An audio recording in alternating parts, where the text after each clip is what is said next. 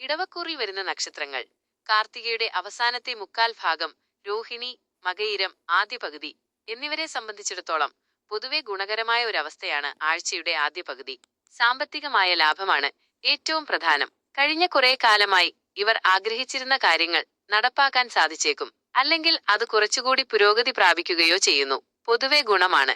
എന്നാൽ ആഴ്ചയുടെ രണ്ടാം പകുതിക്ക് ശേഷമുള്ള ദിവസങ്ങൾ താരതമ്യേന നല്ലതല്ല. ആഴ്ചയുടെ ആദ്യ പകുതിയുമായി താരതമ്യം ചെയ്യുമ്പോൾ ചില വിഷമതകൾ കാണുന്നുണ്ട്.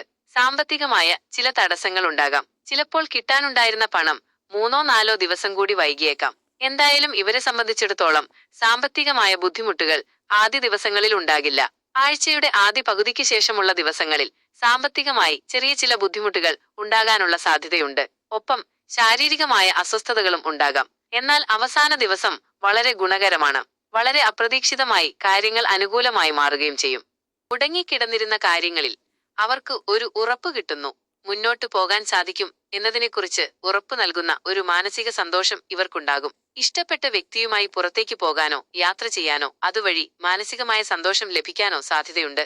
പ്രണയ സാഫല്യവും വിവാഹ സംബന്ധമായ കാര്യങ്ങളിൽ തീരുമാനവും ഉണ്ടാകും.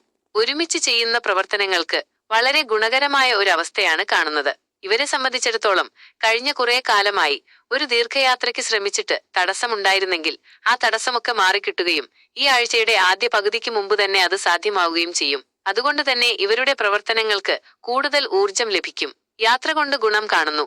പ്രവർത്തനങ്ങളിൽ വിജയം കാണുന്നു. ഒരുമിച്ച് കൂട്ടിച്ചേർന്ന് ചെയ്യുന്ന ചില പ്രവർത്തനങ്ങളിൽ നാളിതുവരെ ഇല്ലാത്ത ഒരു വിജയമുണ്ടാവുകയോ അല്ലെങ്കിൽ അത് കുറച്ചുകൂടി പുരോഗതി പ്രാപിക്കുകയോ ചെയ്യുന്നു. പൊതുവെ ഗുണമാണ്. എന്നാൽ ആഴ്ചയുടെ രണ്ടാം പകുതിക്ക് ശേഷമുള്ള ദിവസങ്ങൾ താരതമ്യേന അത്ര നല്ലതല്ല.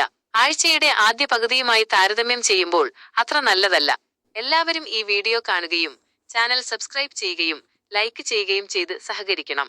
ഏറ്റവും പ്രധാനമായി നിങ്ങളുടെ കുലദൈവത്തെ ആരാധിക്കുകയും അതിന് ശുദ്ധമായ നെയ്യോ എണ്ണയോ ഉപയോഗിച്ച് വിളക്ക് വെക്കുകയും ചെയ്യുക.